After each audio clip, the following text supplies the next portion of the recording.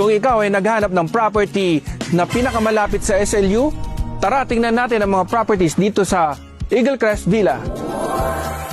So ito na lang yung nag-iisang property dito sa Eagle Crest Villa na ipapatayo yung 3-story building na merong 4 bedrooms, 3 toilet and baths.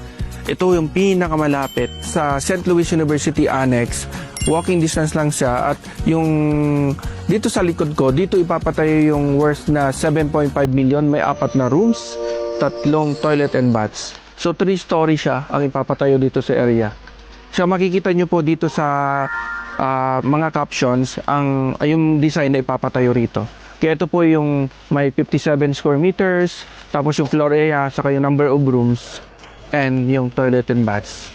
Kaya kung kayo po ay naghanap ng property na worth 7.5 million, mag-inquire lang po kayo dito sa amin.